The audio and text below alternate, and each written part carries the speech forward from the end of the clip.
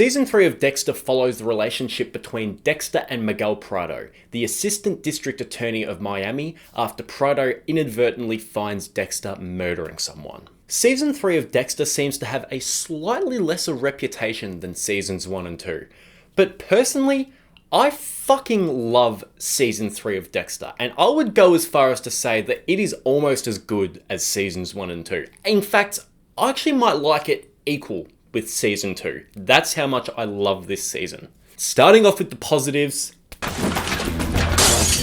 Miguel! 9 holes tomorrow? Such an awesome character. Jimmy Smits is so good as Miguel Prado. He's just... There's this weird balance to him where he's sort of this pushy, annoying friend, but he's also very charming and likable and funny. But then he just switches to evil on a dime, and he balances that, kind of pushy, nagging friend with being a charming, likable, powerful man to an absolute piece of shit. He balances them perfectly. It's an incredibly good performance, and the relationship between these two is so fucking fun, and it goes in so many different directions than you would expect as well. Like, I was expecting the main conflict of this season would be Miguel finds Dexter murdering someone who murdered someone close to Miguel, even though it was actually Dexter. For all intents and purposes, Miguel finds Dexter murdering someone who murdered his brother, and he kind of turns a blind eye to that. And then I thought it was going to be, okay, Miguel sees Dexter for what he is and thinks that what he's doing is good and it's great, but then Miguel will get too close and he'll realize that no, it's fucked, and Dexter's going to have to take out Miguel. He's going to have to break Harry's code or something like that. And, that's where the main conflict of this season is going to come through. I did not expect it to go in the direction that Miguel would become a murderer in his own right and would be more than happy to kill people without a code. And the main conflict comes from the fact that Dexter has basically helped this monster become a better criminal. I thought that was a great turn of events. I also love Dexter having a friend, like him and Miguel going out and playing golf, or going and having their lunch break together, or ordering a pizza and having a beer while watching the bloody basketball. Like, it's just, Dexter having a friend is not something that you would expect, but it works so well. And again, it's another step in Dexter finding his humanity. He actually does like having a friend. So when he realizes that Miguel has betrayed him and only befriended him because he just wanted to use him, he really feels that. And he has that amazing scene when he just breaks everything in his office and smashes the windows and everything like that. He's only imagining it. And then as soon as he's finished, fuming, Miguel comes in. He's like, 9 holes tomorrow, amigo? And Dexter's like, you bet. Fuck! Come on, let's kill this bitch together. Sorry, no. Well then, fuck you! I'm going to try my best to stop doing Miguel Prado impressions. Dexter and Rita's relationship continues to be magnificent, and while Rita can be a bit of a pain in this season due to pregnancy hormones and whatnot, their relationship continues to thrive, and same with his relationship with Asta and Cody as well. And there's that one scene in episode 5 or 6 when Dexter comes and basically says, I want to be a part of this family. I want to spend the rest of my life with you. And that's him, for the first time, acknowledging out loud that he does care for these people.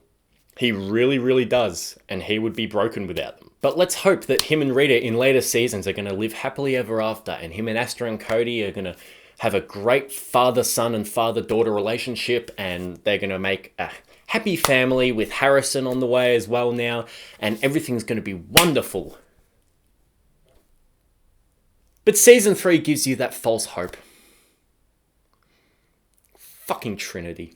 In to replace Dokes, we have Joey Quinn, who is played by Desmond Harrington, and he doesn't get heaps to do in this season, but I really, really like his character. He's introduced as someone who you just can't read.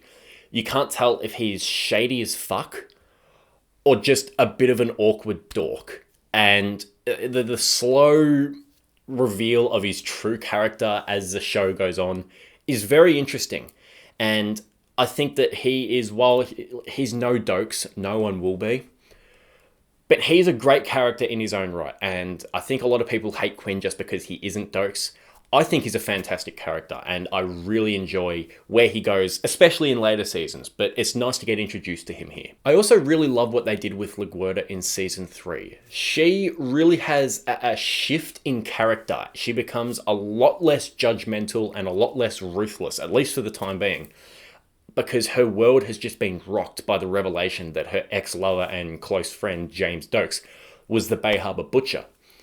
And I just think that makes sense, that she would take a back seat. And there's this really nice scene when her and Deb are talking to each other and put aside their differences, and they talk about it, and LaGuerta says something to her. She says, I just feel like I'll never be able to, and she can't quite finish it. She doesn't know what she wants to say. And then Deb says, you feel like you'll never be able to trust anyone again. And LaGuerta says, yeah, exactly.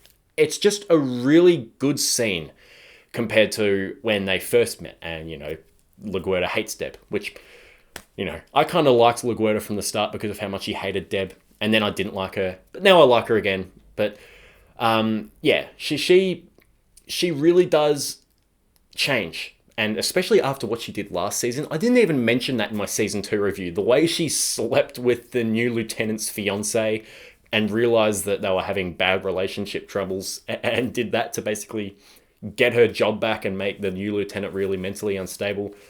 That was fucked up. That was evil. Pure evil. So I like that she takes a back seat in this season and kind of just calms the fuck down.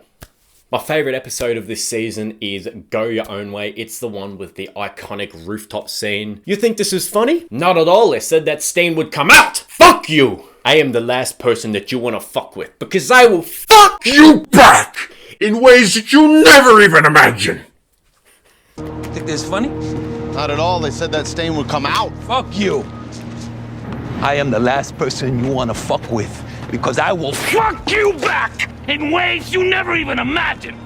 I said I was going to stop doing Miguel Prado impressions, but I can't. I can't. You got the ring. Tuh! I've got City fucking Hall!